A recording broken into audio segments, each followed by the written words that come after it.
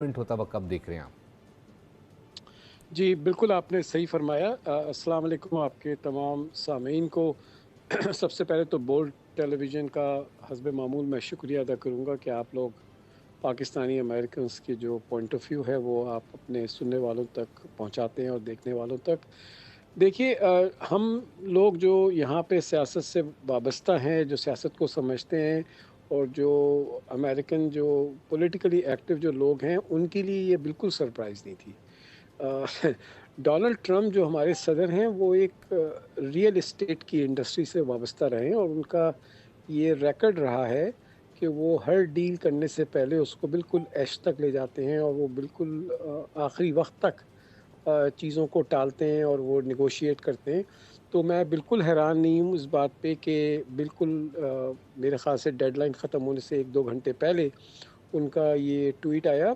मगर मुझे जिस बात की खुशी हुई और जो जो जिससे मुझे बड़ा फ़ख्र भी है कि पाकिस्तान ने ये रोल प्ले किया और अमेरिकन सदर ने इसको एक्नॉलेज किया, इसको माना कि पाकिस्तान के जो जो जो वज़ीर आज़म हैं उनके कहने पे, फ़ील्ड मार्शल के कहने पे उन्होंने अपने इस जो डेडलाइन थी उसको मौख़र किया है और उस वक़्त तक मौख़र किया है कि जब तक कि कोई बात आगे ना बढ़ जाए। ये बहुत बड़ी बात है, अगर वो चाहते तो कह सकते थे कि मैं 24 घंटे के लिए सीज़फायर को आगे बढ़ा रहा हूँ या 48 आवर्स के लिए। उसकी बड़ी वजह ये है कि ट्रम्प और जो ये एडमिनिस्ट्रेशन है, ये एक मेरे ख़्याल से बंद गली में फँस गए हैं और इसका ये कोई छुपी हुई बात नहीं है। तमाम दुनिया के जो एनालिसिस है, जो सीरियस एनालिसिस है, वो यही है कि ये एक ऐसा इक़दाम था जो जो करके मेरे ख़्याल से अमेरिका फँस गया। इसलिए कि देखिए स्ट्रेट ऑफ हॉर्मुज़ तो खुली हुई थी,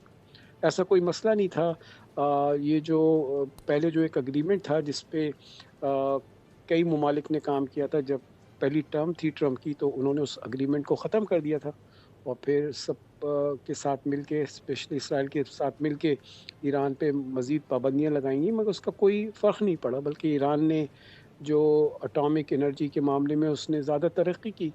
तो अब अमेरिका इस सूरत-ए-हाल से निकलना चाहता है, उसकी सबसे बड़ी वजह ये है कि यहाँ का लोकल पब्लिक ओपिनियन जो है, वो वॉर के फ़ेवर में नहीं है।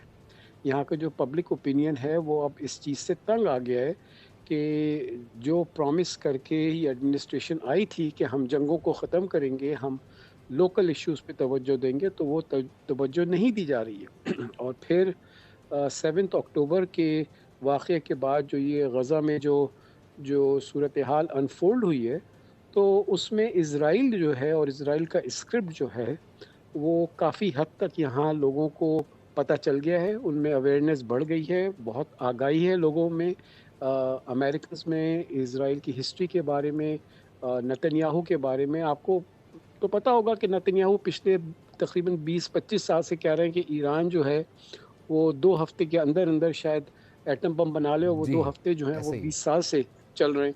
तो ये बात सुन के मुझे बड़ी खुशी हुई कि पाकिस्तान ने अपना रोल प्ले किया है और मैं उम्मीद करता हूँ कि पाकिस्तान ऐसा ही रोल प्ले करता रहे और ये आसान रोल नहीं है, इसलिए कि इसमें पाकिस्तान के लिए भी बहुत रिस्क है।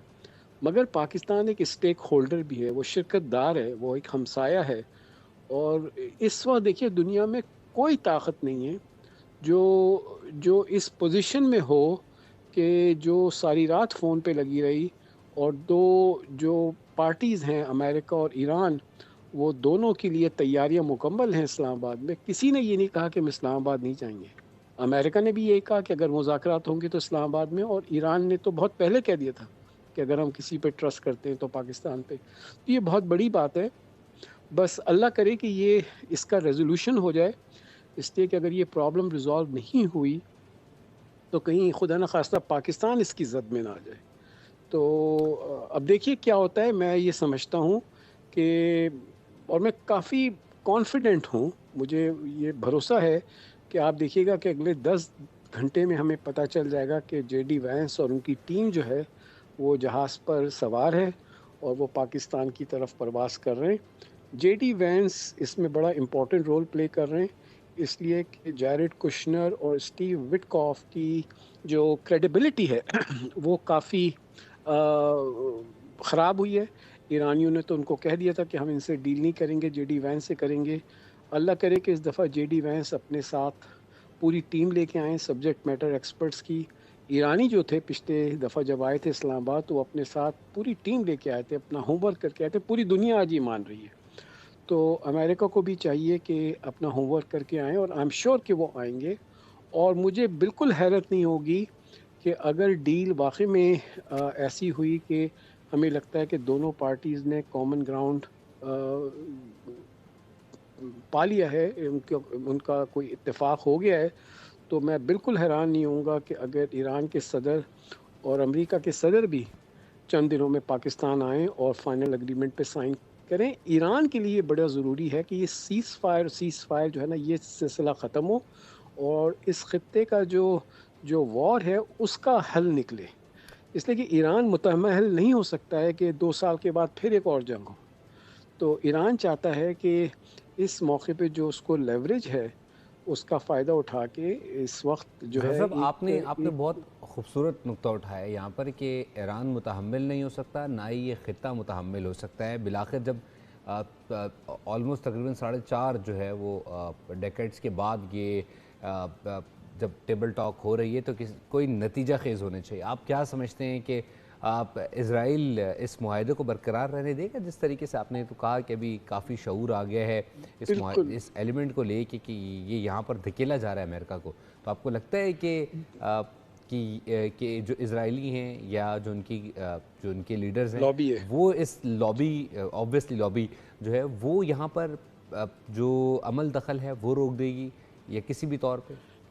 देखिए, अगर कोई इस गेम में स्पॉइलर है जो इस गेम को ख़राब कर सकता है, और ये बात मैं नहीं कह रहा हूँ, ये ज़्यादातर एनालिस्ट कह रहे हैं, तो वो सिर्फ़ और सिर्फ इज़राइल है। और इज़राइल में भी तमाम इज़राइली और तमाम जूइश लोग नहीं हैं। इसलिए कि हम यहाँ पे बहुत सारे जूइश अमेरिकन्स के साथ रहते हैं। आप देखिए, ममदानी का इलेक्शन हुआ है न्यूयॉर्क में, बहुत बड़ी तादाद में जूइश अमेरिकन्स ने उनका साथ दिया। यहाँ पे जो यूनिवर्सिटीज़ में कैंपसेस पे जो एहतजाज हुए गज़ा के फेवर में, उसमें आगे आगे जूइश अमेरिकन बच्चे थे। ये जो इज़राइल में एक राइट विंग लॉबी है, जिसने, जो कि सेटलर हम जिसको कहते हैं, जिन्होंने कब्ज़ा कर रखा है फ़लस्तीनियों के घरों पे वेस्ट बैंक में, ये आजकल कैबिनेट में आ गए हैं। और ये भी नेतन्याहू को ब्लैकमेल कर रहे हैं, इसलिए कि अगर ये नेतन्याहू की हुकूमत छोड़ के जाते हैं तो नेतन्याहू की हुकूमत गिर जाएगी। अगर नेतन्याहू की हुकूमत गिरती है तो नेतन्याहू साहब जेल में जाएंगे, इसलिए कि वो इंडाइटेड हैं। तो इस वक्त सबसे बड़ा जो अमेरिका का चैलेंज है, सिर्फ हमारा नहीं, अमेरिका का सबसे बड़ा चैलेंज है कि अपने इस बिगड़े हुए बच्चे को किस तरीके से काबू किया जाए। मगर देखिए, पिछले 2-3 सालों में जो अनफोल्ड हुआ है, पिछले 50-60 सालों में जो अनफोल्ड हुआ है, ये दुनिया देख रही है। और बड़े बड़े यूरोपियन ममालिक ने, देखिए कि फ़लस्तीन के जो हुकूक़ हैं उनको उन्होंने माना है, और बल्कि रियासत को तस्लीम किया है। इंटरनेशनल कोर्ट ऑफ जस्टिस में कई लोग अपनी उन्होंने एंट्री की है इसराइल के ख़िलाफ़। तो ईरान का ये मेरे ख़्याल से ऑब्जेक्टिव होना चाहिए, और पाकिस्तान मेरे ख़्याल से पूरी तरीके से ईरान की इसमें मदद करेगा। ना सिर्फ पाकिस्तान, मैं ये समझता हूँ कि सऊदी अरब, मिस्र, तुर्की, कतर, ये नुमाया ममालिक हैं जो फुल्ली सपोर्ट कर रहे हैं पाकिस्तान को। इन्होंने कोई ऐसा बयान नहीं दिया है कि जिससे ईरान जो है वो नाराज़ हो या हालात बिगड़े। रूस पाकिस्तान की सपोर्ट कर रहा है। चीन ने तो देखें खुले अल्फाज में कहा है। आप जापान ले लें, यूरोपियन यूनियन ले लें, हर कोई पाकिस्तान की तारीफ़ कर रहा है। क्यों ये ज़रूरी है? इसलिए ज़रूरी है कि ईरान जो है कोई छोटा मुल्क नहीं है, 90 मिलियन के करीब लोग हैं वो, 5000 साल पुरानी उनकी तहज़ीब है। एक एक ऐसा तस्फ़िया होना चाहिए, ज़रूरी नहीं है कि तस्फ़िया 1 हफ़्ते में हो, मगर एक ऐसा रोड मैप होना चाहिए कि जिससे ना सिर्फ़ ईरान के जो मामलात हैं वो सुलझें, बल्कि ईरान की जो हमदर्दियाँ हैं, और हम तमाम लोगों की हमदर्दियाँ, हम तमाम मुसलमानों की हमदर्दियाँ हैं, लेबनान में जो कुछ हो रहा है, यमन में जो कुछ हो रहा है, या गज़ा में जो कुछ हो रहा है, फ़लस्तीन पे जो कब्ज़ा है, उसका 2 स्टेट सॉल्यूशन होना चाहिए। हम तो ये भी नहीं कहते कि जी वो पूरा इलाक़ा फ़लस्तीन, हम तो ये मुसलमान तो ये कहते हैं कि जी हम तैयार हैं, आप जेरूसलम को आप इंटरनेशनल स्टेटस दें, आप इज़राइल में 2 स्टेट्स, 2 रियासतें हों, सबके हुकूक बराबर हों। तो ईरान ये चाहता है, और देखिए ईरान को ये क्रेडिट हमें देना पड़ेगा, और पाकिस्तान ने इसमें रोल प्ले किया कि आखिर इज़राइल को मानना पड़ा कि सीज़ फायर करना पड़ा। वो अलग बात है कि इज़राइल जो है वो सीज़ फायर ज़फ़र को साहब, एक का यहाँ पे एहतराम नहीं एक करता। सवाल, कतई कलामी के लिए माज़रत, एक सवाल रखना चाहूँगा। आप समझते हैं सीज़ फायर के बाद जो अक्टूबर 2023 में गज़ा में शुरू किया था, इस हमले के बाद ऑब्वियसली इज़राइल ने, तो वो फ़लस्तीन का मामला भी किसी हद तक हल होता हुआ आपको दिखाई दे रहा है, जब पाकिस्तान की जानिब से इतना बड़ा रोल इस मामले में अदा किया जाएगा